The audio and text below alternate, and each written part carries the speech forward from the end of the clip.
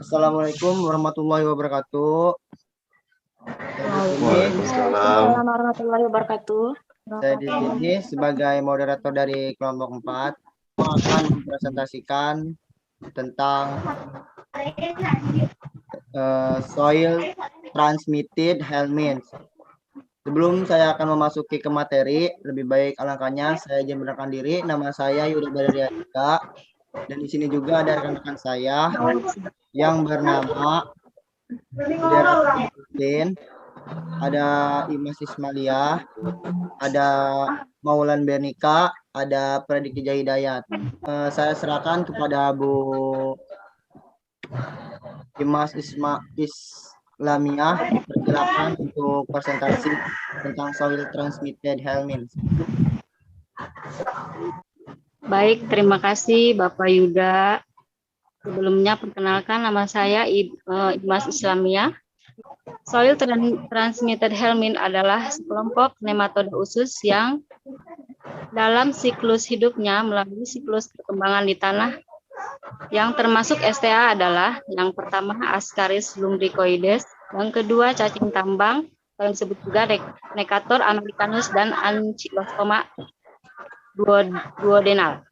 Yang ketiga Trichuris trichiura. Yang keempat Strongyloides stercoralis. Oke, next. Ascaris lumbricoides yang nematoda usus terbesar yang hidup dalam tubuh manusia. Yang penyakitnya yaitu dinamakan Ascariasis, tersebar secara kosmopolitan. Prevalensi cukup tinggi pada daerah tropis dengan kelembaban tinggi. Sanitasi hygiene yang kurang baik. Di negara berkembang, 1 dari 4 orang terinfeksi berada di negara Southeast Asia sebanyak 73%, di Afrika 12%, Amerika Tengah atau Selatan sebanyak 8%. Prevalensi di Indonesia ada 60-90%, terutama di daerah tertinggal dan daerah kumuh. Pada kasus Ascaris, kematian jarang terjadi, kecuali terdapat penyumbatan pada usus. Next.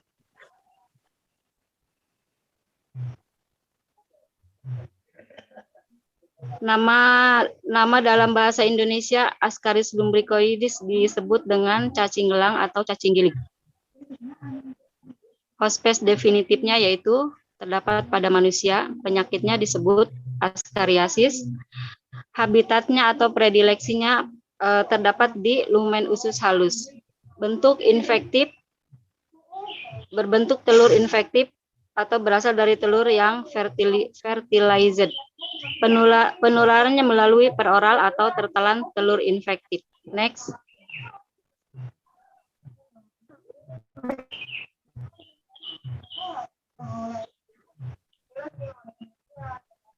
Untuk morfologi, telur mempunyai 4 tipe, yaitu yang pertama sifatnya dibuahi atau fertilized egg. Yang kedua matang, berembrio atau berisi larva. Yang ketiga tidak dibuahi atau unfertilized egg. Yang keempat decorticated atau dapat fertil maupun infertil. Selanjutnya.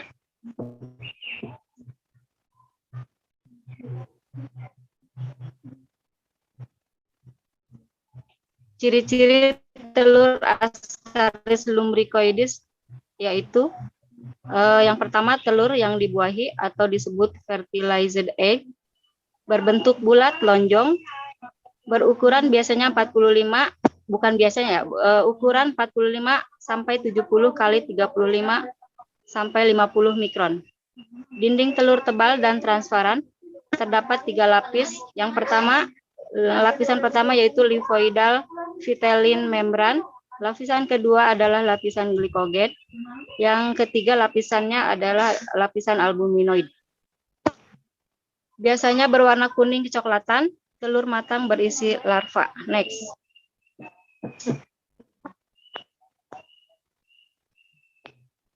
Telur Ascaris lumbricoides Yang pertama, telur berembrio atau matang atau infektif. Yang kedua, telur decorticated.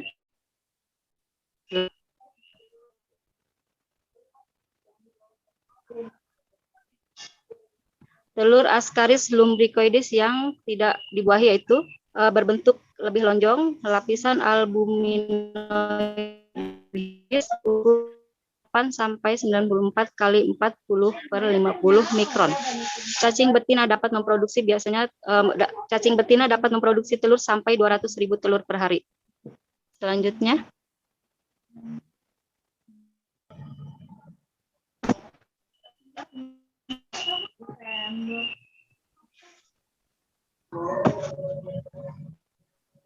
morfologi pada cacing dewasa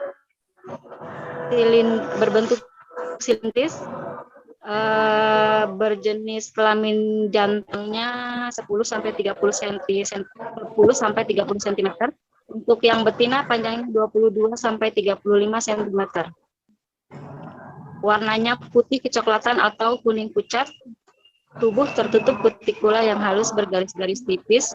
Mulut mempunyai 3 buah bibir, 1 dorsal dan 2 subventral.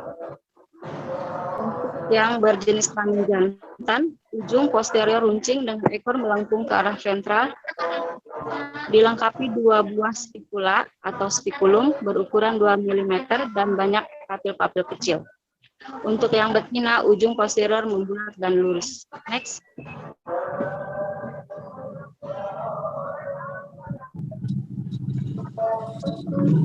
Cacing dewasa atau Ascaris lumbricoides.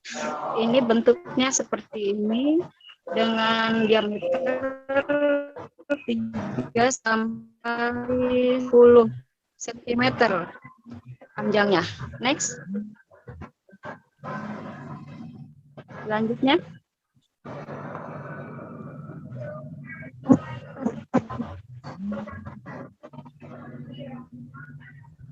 Siklus hidup Ascaris lumbricoides.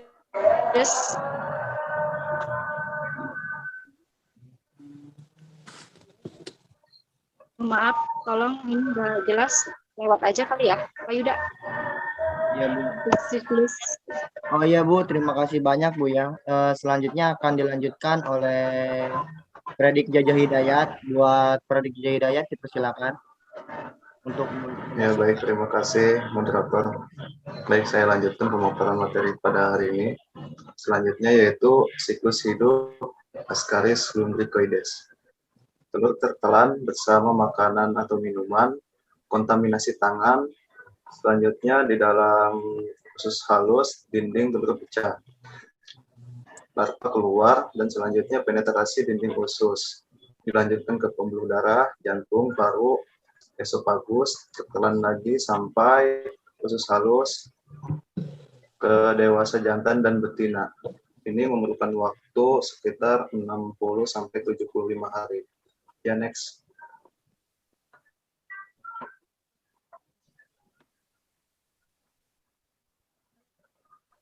Ya, masih di siklus hidup Ascaris lumbricoides.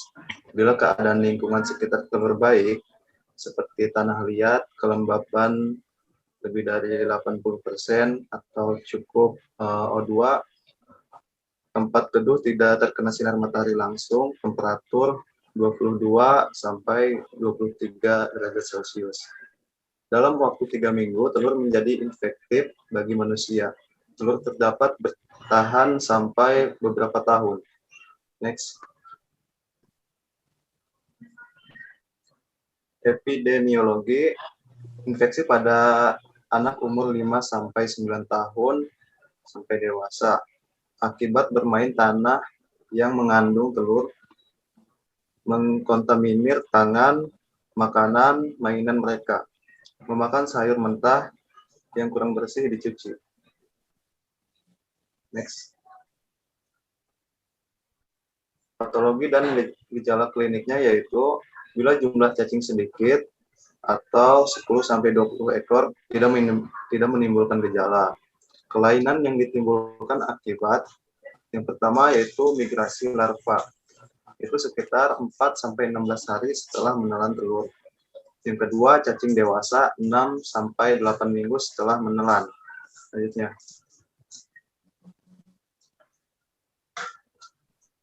Akibat migrasi larva, yaitu trauma atau perdarahan dalam jaringan paru. Yang pertama, reaksi radang di sekitar larva, ada peningkatan mukus di bronkus dan spasme. Dan selanjutnya, sanitasi pada host, alergi, serangan asma, selanjutnya demam, batuk dengan sputum bercampur darah, sesak, urtikaria, selanjutnya sindrom Klinefelter. Dan ada juga pemeriksaan darahnya, yaitu sel eosinofil meningkat. Dan pada pemeriksaan auskultasi, hasilnya menunjukkan wedging dan ronchi.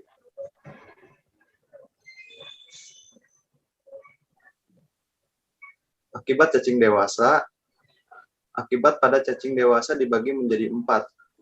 Di antaranya, habitat cacing dewasa di dalam lumen usus halus.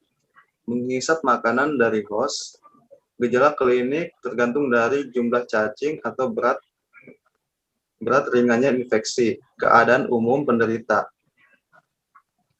Faktor yang menimbulkan gejala yang pertama yaitu faktor mekanis, karena gerak cacing dewasa. Yang kedua, faktor kemis, karena produksi metabolik cacing. Selanjutnya ada gejala rasa tidak enak pada perut, diare, kolik, anoreksia, gejala keracunan, udem, appendicitis. Dan yang terakhir, cacing dewasa dapat keluar spontan melalui anus, mulut bersama muntahan. Next. Akibat migrasi cacing dewasa mencapai organ lain, menimbulkan gejala akut seperti yang pertama ileus, obstruksi usus, yang kedua perforasi usus, cacing menembus dinding usus, yang ketiga peritonitis, komplikasi yang sering dijumpai pada anak. Next. Di sini ada terapinya, yaitu yang pertama albendazole 400 mg single dosis. Yang kedua mebendazole atau Vermox itu 200 mg per oral 3 hari. Yang ketiga Pirantel Primor.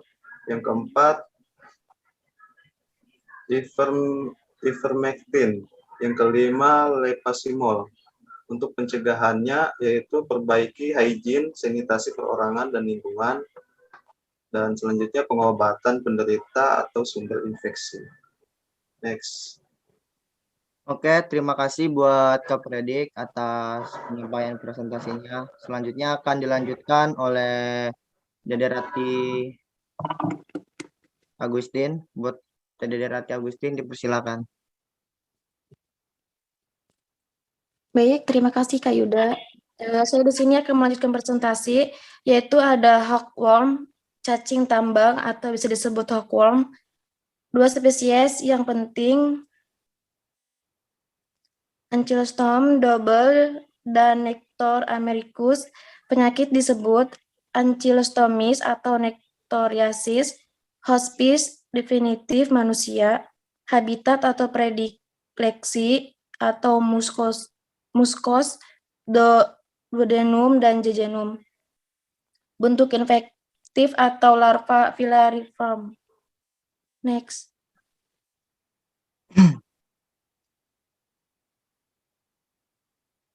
Selanjutnya ada distribusi geografis dan epidemiologi. Kosmopolitan terutama di daerah tropis dan subtropis. Dahulu banyak dijumpai pada pekerjaan tambang. Cara penularannya yaitu perkutan melalui larva infektif filariform yang menembus kulit.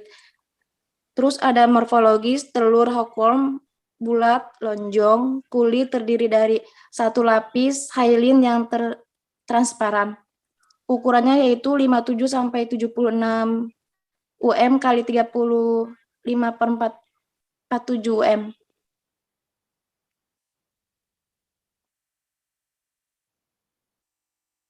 Morfologi larva. Morfologi larva dibagi menjadi dua, yaitu rabiditiform, gemuk, tidak infektif, panjangnya sekitar 250. Ada filariform, langsing, infektif, 600. Nah, di sini ada gambarnya, contoh gambar larva. Next.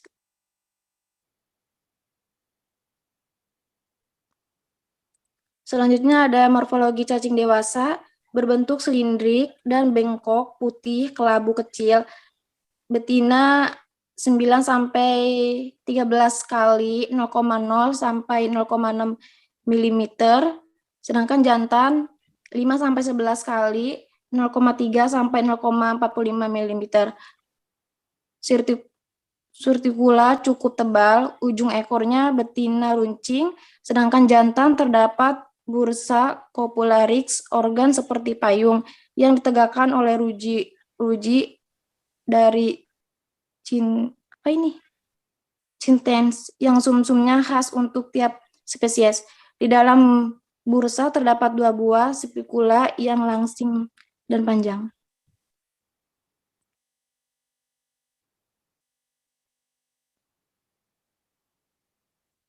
Selanjutnya ada perbedaan morfologi cacing dewasa, yaitu perbedaan morfologi cacing dewasa dibagi menjadi dua, yaitu ankylostoma duodenal, arah kepala mengikuti lengkung tubuh huruf C, letak vulva di posterior pertengahan tubuh, rongga mulut di bagian ventral mempunyai dua buah gigi yang hampir sama besar di tiap sisinya.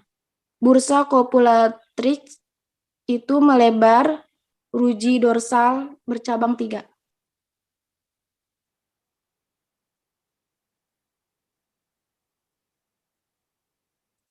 Selanjutnya, Necator americus, berlawanan lengkung tubuh seperti menengadah ke atas seperti bentuk kail huruf S. Di anterior pertengahan tubuh, 2 buah lempeng pemotong simular, di ventral 2 buah yang agak kecil, di dorsal. Memanjang dan bulat, ruji dorsal pendek bercabang 2. Oke, terima kasih buat Kak Dede Rati Agustin. Udah mau presentasikan, selanjutnya akan dilanjutkan oleh Kak Maulan Bernika. Buat Kak Maulan Bernika, dipersilakan.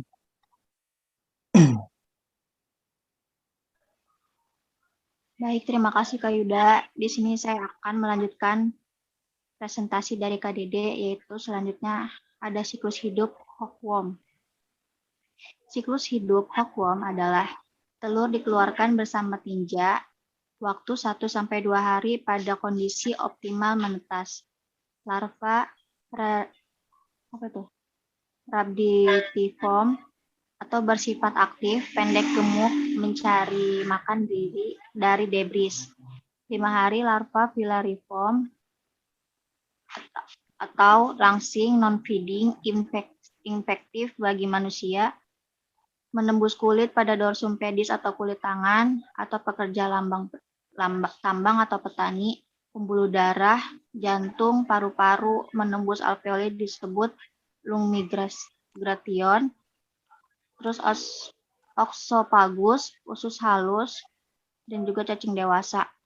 Waktu yang diperlukan mulai dari infeksi sampai menjadi dewasa sekitar 5-6 minggu. Kondisi optimalnya, tanah bersifat lepas atau pasir, pertukaran hawa atau oksigen, kelembapan cukup, suhu 23-30 derajat Celcius, tidak terkena matahari langsung.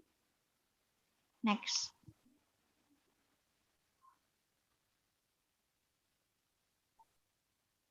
Cacing menempelkan diri dan menggigit sebagian mukosa usus halus sambil menghisap darah hospes dibantu dengan adanya antikoagulan yang disekresi cacing.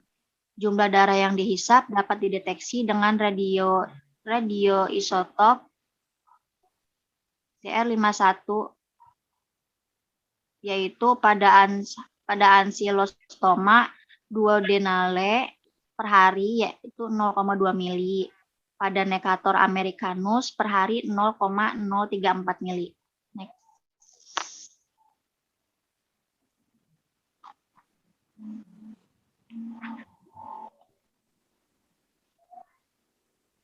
Adapun terapinya yaitu mebendazole atau Vermox 2 kali 100 mg selama 3 hari berturut-turut.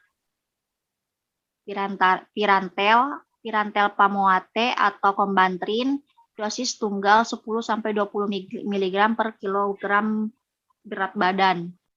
Baik, selanjutnya yaitu ada pencegahan. Yang pertama ada pengobatan penderita, terus mengatur pembuangan tinja, pembuatan latrin, anjuran memakai alas kaki pada daerah endemis. Next. Selanjutnya yaitu ada Strongyloides stercoralis. Nama dalam bahasa Indonesianya yaitu cacing benang. Penyakitnya disebut strongyloidiasis. Hospes definitifnya manusia dan hewan, habitat atau predileksi cacing betina pada mukosa duodenum dan jejunum. Cacing jantan jarang temukan di dalam hospes. Bentuk infektifnya yaitu larva filariform. Next. Distribusi geografis yaitu di daerah tropis dan subtropis, daerah panas dengan kelembaban tinggi. Telur yaitu jarang ditemukan di tinja, morfologi menyerupai telur hookworm, menetas di dalam tubuh host dan keluar bersama tinja sebagai larva rhabditiform. Selanjutnya saya akan lanjutkan Strongyloides stercoralis. Ada terapi. Yang pertama ada thiabendazole, yang kedua ada albendazole, yang ketiga ada simptomatik untuk diare, dehidrasi atau gangguan elektrolit. Di sini juga ada pencegahan. Itu dibagi menjadi 4. Yang pertama ada pengobatan penderita, yang kedua ada mengatur pembuangan tinja atau pembuatan latrin, yang ketiga ada pendidikan tentang hygiene, tentang kesehatan, yang keempat anjurkan memakai alas kaki pada daerah endemis. Di sini ada juga yang disebut sebagai trichiura. Nama dalam bahasa Indonesia itu cacing cambuk. Nama penyakit yang sering disebut pada trichuriasis atau whipworm infection itu pada hospes definitif itu kepada manusia. Habitat atau predileksi itu seperti mukosa cecum dan kolon. Bentuknya infektif itu telur infektif. Cara penularannya itu secara peroral. Sering disebut juga tertelan telur infektif. Selanjutnya di sini ada distribusi geografis dan epidemiologi. Trichuriasis merupakan penyakit tropis terutama pada anak-anak usia 5-15 tahun. Itu sering terbanyak dijumpai pada daerah rural di Asia. Itu sangat ditemukan juga di Amerika Selatan, terutama pada keluarga-keluarga yang dengan sanitasi yang buruk.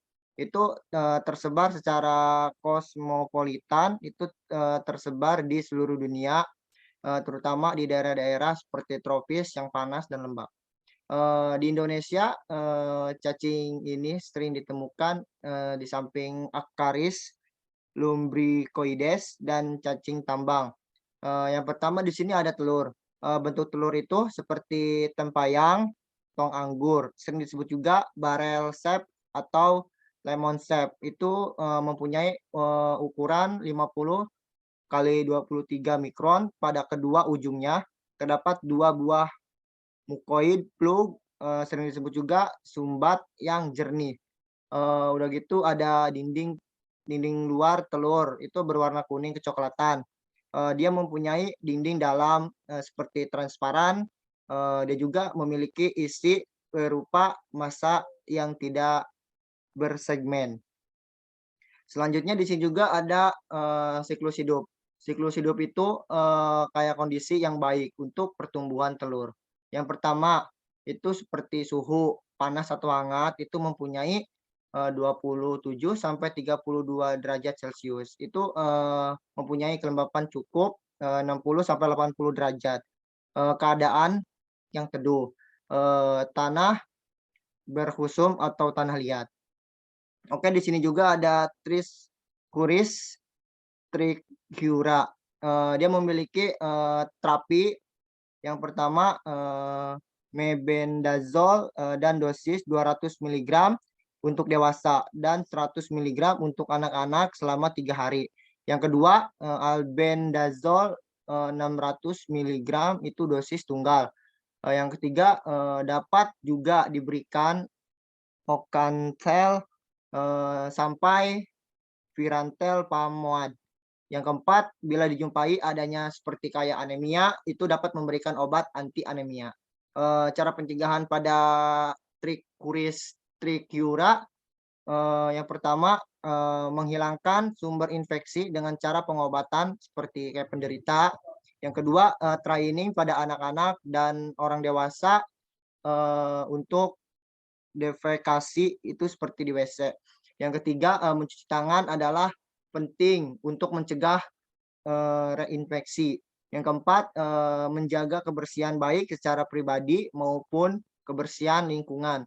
Yang kelima, pendidikan kesehatan. Oke, terima kasih banyak. Mohon maaf bila ada kesalahan atau kalau kata dari kelompok kami, mohon dimaafkan. Di sini juga akan menjelaskan tentang kesimpulan dari kelompok yang kami bikin. Jadi pada Solis treatment Hellman ini dia sekelompok metoda khusus yang di dalamnya itu siklus seperti siklus hidup atau siklus perkembangan. Nah, di sini juga kita bisa mengetahui tentang adanya telur Ascaris lumbricoides itu seperti telur yang dibuahi, fertilized, EGG, udah gitu ada juga kita mengetahui tentang telur Ascaris lumbricoides itu dibagi menjadi dua, itu kayak telur berembio atau matang atau infektif, ada juga kayak telur decorticated. Oke, terima kasih buat semuanya. Assalamualaikum warahmatullahi wabarakatuh.